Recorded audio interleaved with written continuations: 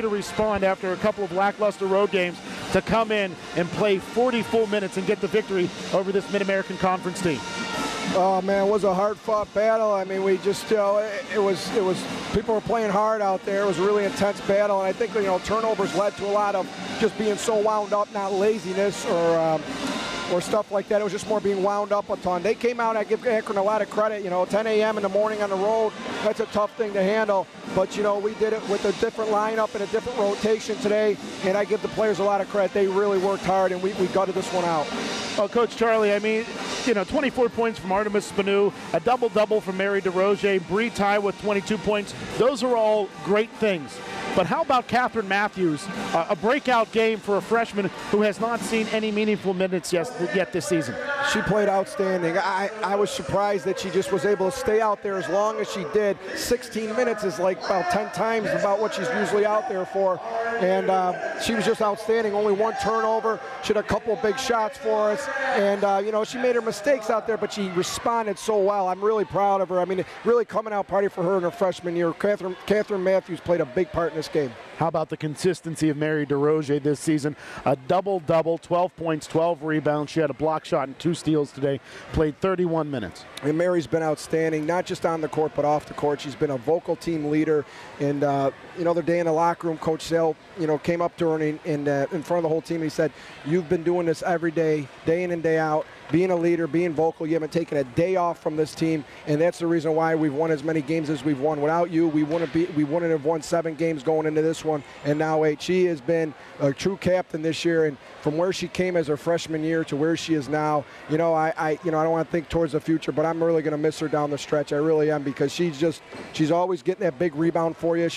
Nobody ever takes the ball away from her, and you need that kind of physical presence. She gives that for us big time. Bree Ty didn't have a great game against Morehead State, but today she did 22 points, 6 rebounds. She's 5'3" and got 6 rebounds, 5 assists, a blocked shot, and 4 steals, 7 turnovers. But your point guard is going to turn over the ball a little bit, and more importantly, 10 free throws, a lot of those coming in pressure situations. Oh, she got off to such a slow start. She airballed her first shot when she was wide open, and I think she was just getting in the flow of things. And a player that a coach needs is someone that you can count on down the stretch.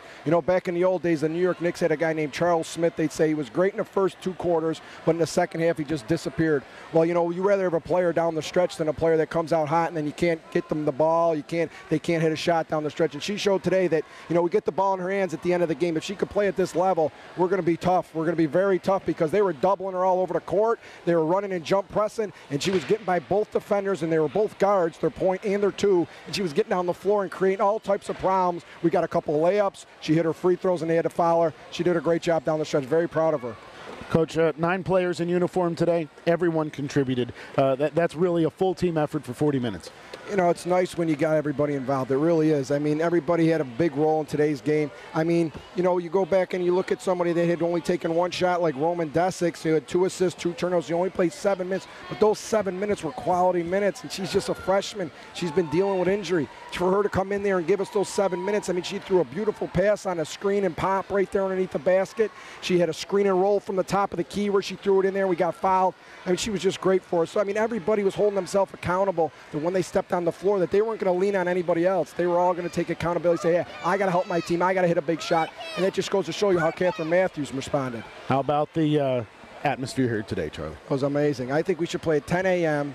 every day at home and bring the kids every game. You know what I mean? I mean, they'll love it. The principals will love it. Nobody has to worry about them. Let them come here and scream for 3 hours and, help us win ball games. It was great. I mean, the chant of RMU before the game, the rumbling of the seats, it was like the running of the bulls. I mean, it was unbelievable. I really would love to see it happen again. So, we're going to try to, make sure we get it, maybe 1 or 2 of these on the schedule for next year for sure. Sounds like a plan, Coach Charlie. We'll talk to you again next Saturday at Duquesne. Thanks for everybody that's listening. We're on our Christmas break now, and it's been an up and down battle, but we are 8-3, and all the people that support us are a big reason why we do so well. All the families back home listening to their daughters playing out here, stick with your kids out there in Christmas. Let them know that they're going to be well rested coming back in, and there's 2 teams.